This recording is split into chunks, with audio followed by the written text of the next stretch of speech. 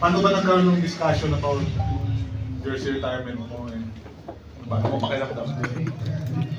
Discussion, Paano yung nagkaroon ng discussion about retiring your jersey? Tumawag sa akin si Boss Robert noong last week. Hindi ko lang makakalaman kung Wednesday o Tuesday yun.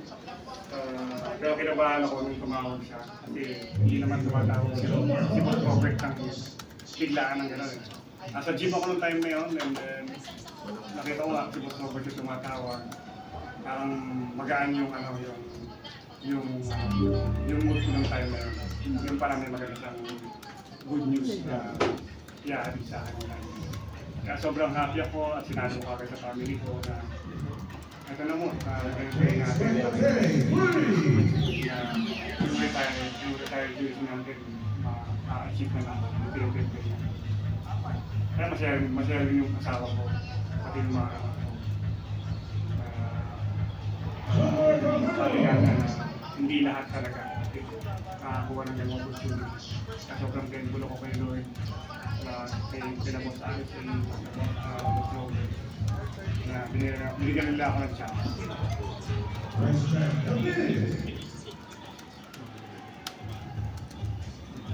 Arvin, kanina parang medyo emotional ka during your speech. Parang you ever imagine na, yun nga, after illustrate kayo, abot ka sa ganito na medyo sirita. Kasi may happy and sad siya na siyempre. So, sana makasama kayo mga teammates mo. Kaya alam mo sa sarili mo na meron ka pang i-contribute sa team, di ba? Pero sa akin hindi ko na inisip yung mga hindi natin nakuha. Or ang akin, napaka-special din naman ang binigay sa akin ni Lord. Yung bigay niya ako ng retirement ng jersey. Napakalaking bagay naman.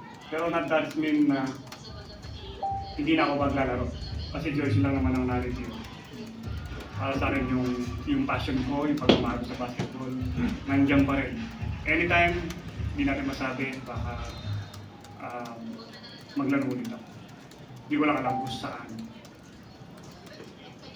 Arvin, may discussion ba din na maglaro ka ngayon? May ganun bang usapan?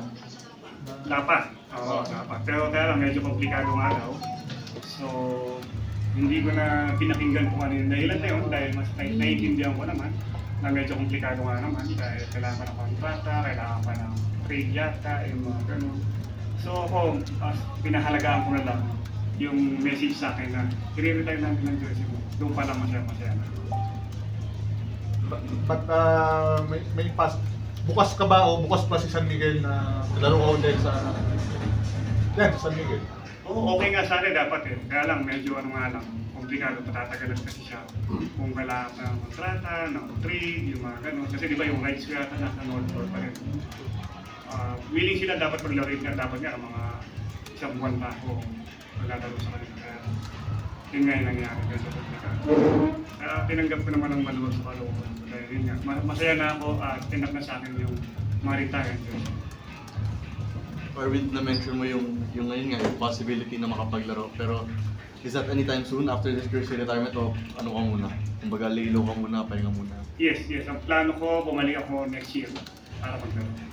Kasi puro lang ako family time muna, siyempre, business muna, then mag-share ng konting knowledge sa basketball dahil yung mga kabataan natin ngayon.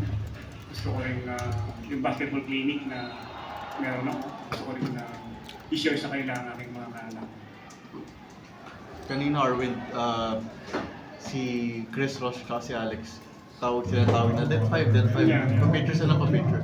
Now that your jersey is retired and of course, 3 out of 5 players na sa Dead 5 na naglalaro pa din, do you think it should be a thing na lahat yung jersey ninyo sa San Miguel ma-retire? Yun ako, kung tatanungin mo, siyempre, dahil sa ganda na pinagsamahan namin, gusto ko i-retire din siyempre yung Dead 5 na yun. Pero hindi naman ako nag-retire. Pero ako, alam naman nila siguro, I think, base sa pagkakakilalan ko sa mga yun, sila Ross, sila Marcio, sila Alex, masaya na rin sila dahil sa moment na nagkaroon kami. Na hindi naman lahat pinapalag ng ganang moment na kapunta sa magandang team, ma-achieve yung mga ilang championship, magkaroon ng mga history, kagaya ng mga miracle na naging part kami. Yun pala, enough na yun. Kailangan marunong din kami makontento. Yung pwede lahat ng gusto namin ma-achieve namin. Ladies and gentlemen, our partner view the challenge. Arwin, kung babalik ka, ano yun, maiksing time yun o decision mo pa yun? Ano bang, if ever bumalik ka? Sabi ko next year, baka yun nga kasi ngayon gusto ko pahinga na ako. Mas nararamdaman kasi galing ako sa injury nung nasa Northport ako. Nakapaglaro ko pero parang feel ko na hindi siya gagaling hanggang naglalaro ako. Kailangan ng pahinga kasi napipil ko ngayon pag nagpapahinga siya, mas lumalakas siya. Kaya nang naramdaman ko. Pero hindi ko pa rin, pero ako I'm hoping na gusto ko pa rin makabalik dahil nga sinabi ko, passion ko at mahal ko pa rin ng basketball. At ang mga anak ko, gusto pa rin nila ako makita ko laro. Tsaka yung mga ibang fans. Ayun, sabi mo naglalo ka sa mga bata ng futuro. May chance bang in the future maging coach ka rin? Siguro, yeah, why not? Pwede naman. Tumutulong-tulong ako kay Denok Miranda, kay TU. And kaya lang, siyempre, pagka nag-commit ka as coaches, kailangan full-time ka. Ayaw kasi na may ibubutas sila pag yung patulong-tulong na yung pasulput-sulput lang pero hindi naman totally committed. Kasi gusto ko pagka nag-commit ako as coach talaga, commit na. Yung 100% pa na doon talaga. Eh ngayon kasi talaga hindi ko mabigyan pa ng full-time. Hirap pa rin akong isabay sa mga ginagawa ko kasi gusto ko nga family, tapos business, yung Pero yung ito lang yata ang 7th na former San Miguel player na niretire yung jersey. Ano lang yung feeling mo na andun ka sa mga elite players na? ayun nga eh, sobrang sarap talaga ng feeling dahil yung mga legend na yun, yung isa nga doon, isang boy Lim, di ba? Nawala na. Tapos, pagpito lang ako, iilan lang siya. Hindi naman ganun kadali talaga i-retire yung jersey. Kasi ako gusto ko lang na makakuha, manalo, magkaroon ng magandang buhay sa basta. Nalaga ng basketball, mag-champion. Hindi na pumasok sa isip ko na pati yung opportunity na yon na pwede ko palang ma-achieve pa at binigay sa akin. Kaya sobrang parang wala na akong hihiling pa.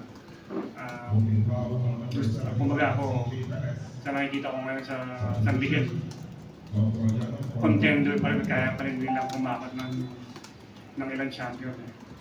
Kung pala, pagka pinapanood ko sila yung mga teammates ko, para na rin ako nandun. Yun lang yung motivation. Arwin, kung titignan mo ngayon yung current state ng PBA, of course, na-retire yung jersey mo because you're one of the best to ever do it sa position mo. Is there any player ngayon sa PBA na pag nakikita mo, reminds you of your younger self?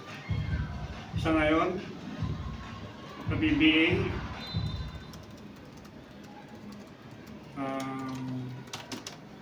marami, pero para sa akin, no, pinakamalapit, siguro, yung ba nasa college pa eh, like si Yambao. Pero dito sa PBA, sila Troy Rosario. Malapit sa laro ko. Kasi nung time nakakalaban ko siya, pareho kami ng laro at posisyon.